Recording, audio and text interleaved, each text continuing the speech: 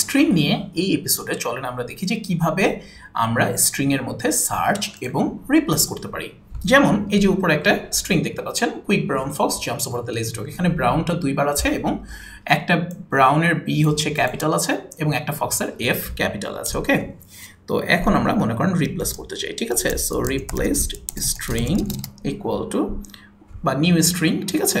So এখানে আমরা কি করতে চাই, মনে করেন এই ব্রাউনটাকেও বড় ব্রাউন দিয়ে রিপ্লেস করতে চাই। অলরাইট, সো এটার জন্য যেই ফাংশনটা ইউজ করতে হয় সেটা হচ্ছে str রিপ্লেস।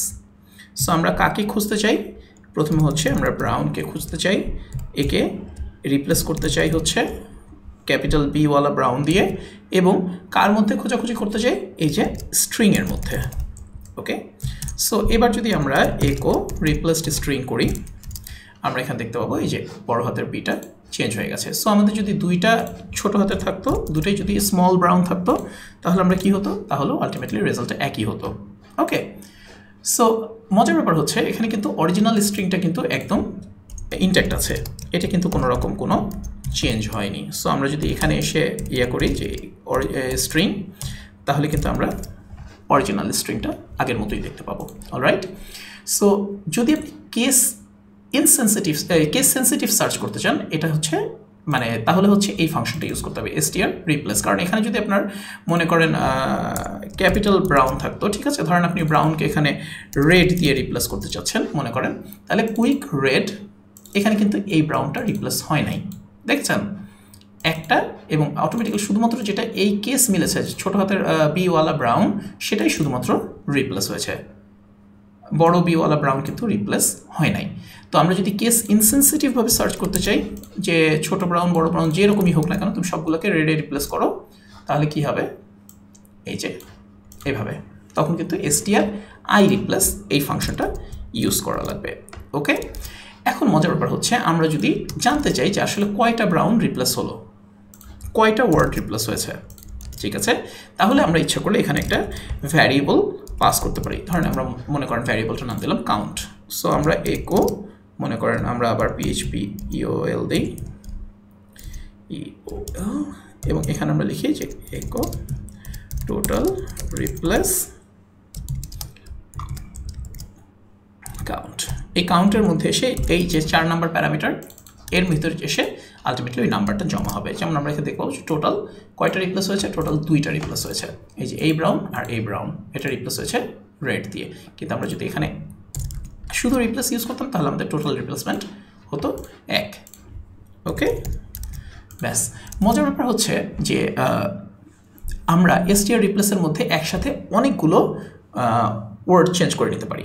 সো আপনি যদি মনে করেন ধরেন আপনি ব্রাউনও চেঞ্জ করতে চান, ফক্সও চেঞ্জ করতে চান, ধরেন ফক্সের বদলে আপনি ধরেন অন্য কোনো ক্যাট দিতে চান, তাহলে আলটিমেটলি কী করবেন, আর এই যে এখানে স্ট্রিংটা আপনি কিন্তু ইচ্ছা করলে মানে মনে করেন অরিজিনাল স্ট্রিংকেও এভাবে চেঞ্জ করে ফেলতে পারেন যে আমি অরিজিনাল স্ট্রিংটাকেই চেঞ্জ করলাম। ওকে, সো তাহলে কি হতো, তাহলে মনে করেন এই যে আমরা এখানে একবার দেখলাম, ধরেন রিপ্লেস করি যে এভাবে রেড হলো, এরপর আমি মনে করেন আবার ফক্সকে ক্যাট দিয়ে রিপ্লেস করতে চাই, ফক্সকে ক্যাট দিয়ে রিপ্লেস করতে চাই, ঠিক আছে, কুইক রেড ক্যাট। ওকে, ফাইন। কিন্তু আমরা এই পুরো কাজটা ইচ্ছা করলে একবারেও করতে পারি। কিভাবে, আমরা যেটা করতে পারতাম সেটা হচ্ছে এই যে এইখানে একটা যে খুঁজবে এটা একটা ওয়ার্ড না পাঠিয়ে ইচ্ছা করলে অ্যারে পাঠাতে পারতাম, অ্যারে অফ ওয়ার্ডস, যে ব্রাউন এবং ফক্স দুটাকেই তুমি রিপ্লেস করো, কি দিয়ে রিপ্লেস করবা, ব্রাউনকে রিপ্লেস করবা, এখানে রিপ্লেসমেন্টটাকেও আমরা অ্যারে দিয়ে বলে দিতে পারতাম। তাহলে হতো কি, এটা কিভাবে কাজ করতো, যে ব্রাউন রিপ্লেস হতো রেড দিয়ে, ফক্স রিপ্লেস হতো ক্যাট দিয়ে। অলরাইট, ব্রাউন রিপ্লেস হতো রেড দিয়ে, ক্যাট রিপ্লেস হতো কি দিয়ে, এই ফক্স রিপ্লেস হতো ক্যাট দিয়ে। এখন যদি আমরা রান করি দেখেন এই যে একই জিনিস আমরা পেয়েছি। এখন যদি রিপ্লেস দিই তাহলে আমরা এখানে সরাসরি দেখতে পাবো, ঠিক আছে, টোটাল রিপ্লেসমেন্ট 4, টোটাল 4টা ওয়ার্ড রিপ্লেস হয়েছে, এটা এবং ওটা, এটার জন্য 2টা, এটার জন্য 2টা, সব কিছু মিলিয়ে। অলরাইট, সো আমরা যদি এখানে মনে করেন ডগের বদলে এখানে ধরেন লিখতে চাই ধরেন হেন, ঠিক আছে, 5টা রিপ্লেস হয়েছে, এটা 2টা, ফক্স 2টা এবং ডগের বদলে হ্যান।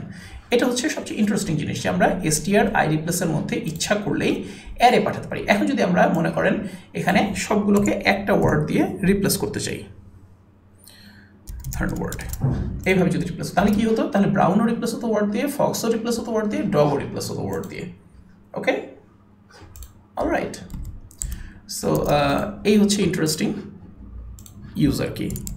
সো মনে রাখতে হবে যে আমরা str রিপ্লেস এবং str i রিপ্লেস দিয়ে যে কোনো সময় স্ট্রিংয়ের ভিতরে সার্চ এবং রিপ্লেস চালাতে পারি। str রিপ্লেসটা হচ্ছে কেস সেন্সিটিভ সার্চ, i রিপ্লেসটা হচ্ছে case insensitive search. Okay, alright, take care, bye by.